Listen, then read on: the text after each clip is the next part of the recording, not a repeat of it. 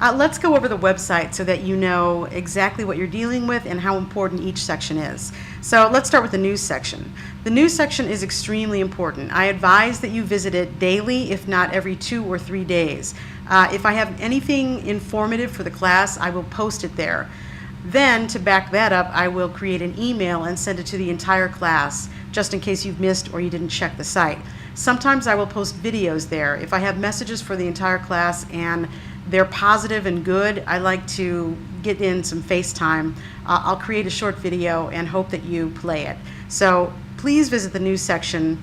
It's extremely important to keep you updated as to what's going on in the class. There's an FAQ section on the bottom.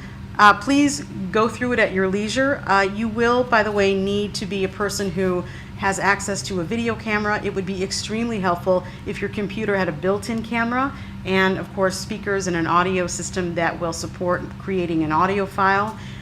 It would be good if you had a PDF reader, which you know is easily accessible, and if not, I actually have a link on it somewhere on the site, and I will show it to you somehow if I remember.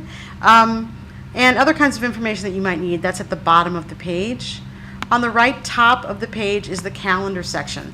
That is, of course, housing every due date, every assignment, a very brief explanation, which you can actually get a longer, more detailed explanation in the content section. But every time there is an assignment due, and I try to make them due on a regular basis once a week or once every 2 weeks, there's a specific system there, it will be located in the calendar. And I urge you, if you don't visit the news section every day, to visit the calendar section every day. And if you can, put it in your smartphone or whatever other calendar system that you have, that might be very helpful. Okay, so let's go to the top of the page where all of the drop-down boxes are. Course home should speak for itself. If you don't know what the course home is, I'm extremely worried about you. Content section, very important.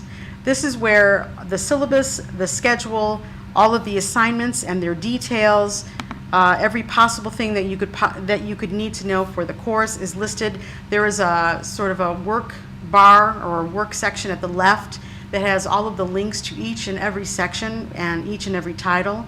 This is where all of the unit information is stored. On the left portion, the more sort of larger left portion, this is where the text will show up, or the video, or the pictures, or whatever that it is I have in these sections.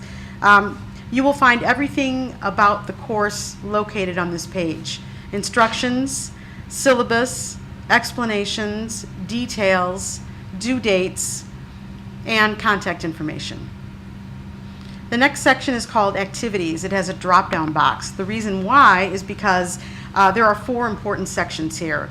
Anytime we have discussion or discussion boards, it's under Activities, as well as the Dropbox, which you will use on a regular basis. Quizzes, which I don't think you're going to use in this course, but what the hell, you never know. And surveys, which you definitely will not be using in this class. So under Activities, if you ever want to hand anything in, go to Discussion or Dropbox. The next drop-down section is the Communication link. That houses the options for chat, discussions, email, pager, and an online room. Of these options, again, another place that you can access discussion boards. If I need to email you, this is clearly one of the places I could go. The next drop-down box is resources. This is actually a nice, handy section. If we have terms in the course which you need to understand the meaning of, and there are some that you will benefit from understanding, there's a glossary section. I highly recommend that you click on it. I believe we might just have one quiz over the glossary. So please check that out. It holds all of the terms that would ever be quizzed or tested on in that section. If I have links for certain sites, and I might actually, that would be located here as well as the content section, so I try to cover 2 spots at once. There's a help and a library option. The library will take you to the school library, and again, if you are not a UWP student, the school library is located on the main page of the University of Wisconsin Parkside's website, and you can access that very easily by, quite frankly, just glancing at the page. You'll sort of run into it. The My Tools section is chock-filled with options. The calendar can be accessed here. The class list, which I usually access when I'm sending the whole class an email. If the students in class, and there are 30 of you, if you need to communicate with another student or a group of other students, and there will be times where I will ask you to comment or give a critique of somebody else's somebody else's oral performance, then you can reach these people by accessing the class list. I will show you actually how that works. So if you click on class list, and because this is a developmental web page, there's only 5 people in my class, but aren't they wonderful? You can click on a box here. You click on the left, and then you click on email. You can see that the dialog box comes up to send an email.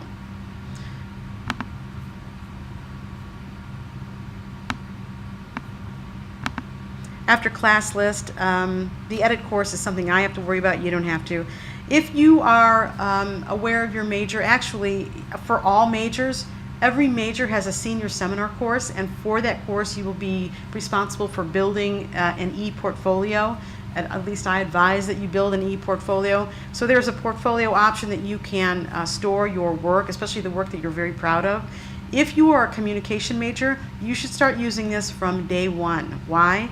Because at the end of the journey for you here, we will ask you to show evidence and artifacts of the particular works that you've created or performed as evidence to support certain learning goals that we have in our department. So I advise you to start storing things there, and always keep a backup. If you don't back up your files, you are asking for trouble. You will receive trouble, and the trouble will be your best friend for a very long time. You definitely don't want to be making up assignments in your senior year trying to build a portfolio that you've been accumulating for 4, if not more, years. Grades, you will be able to access your grades. I'm the one who's obviously filling in the numbers, so if you don't check that on a regular basis, you will never know if I've made a mistake. You will never know if I didn't record your grade, and because I'm human and I make mistakes, I will forget sometimes, so you have to be vigilant about visiting that page and checking your grade on a regular basis. Groups I don't think we'll use in this class. Rubrics, those are extremely important. Every time I have an assignment for you, there is a rubric that goes along with it, which will show you and explain to you exactly what I'm looking for. So let's just say I asked you to do one of those analysis papers. Here is the rubric for an analysis assignment. This is a very simplistic sort of evaluation, but these are the things that I'm looking for. And before you turn in any of your assignments, you will be able to check the rubric to see the guidelines by which I'm assessing your performance. User progress. This tab is mostly just for me, so that if I don't see your name show up a lot, if I don't hear from you or you don't turn in assignments, I need to check on how you're doing. I will click on that tab and it will basically show me the times you've logged in, the times you've never logged in, how long you've spent on that site. Checklists are there for you making sure that all of the things that were due in a particular week or for a particular assignment have been completed. They're your friend. You should be very familiar with them. We will not be using the conferences tab, so you don't need to worry about that. And of course, logout, again, should speak for itself. I'm not even going to bother going over that one. You can call me. My number is area code 262-595-2664. That's my office number. You can email me at viramont@uwp.edu. And if you are a physical student at UW Parkside, my office is on the L2 level of CART, office number 249. I'm right across from the elevator and the bathroom. So if you are not a student at UW Parkside, I highly recommend that you either email or call me or message me through D2L, and we could Skype, we could do whatever it is. I will even exchange my personal number with you if you really need to unpack something that's either troubling you or you're having difficulty with. If you have technical difficulties with your software or your computer, I will provide the help desk number on the front page of the website, and also obviously that would be a reason to contact me. So please do.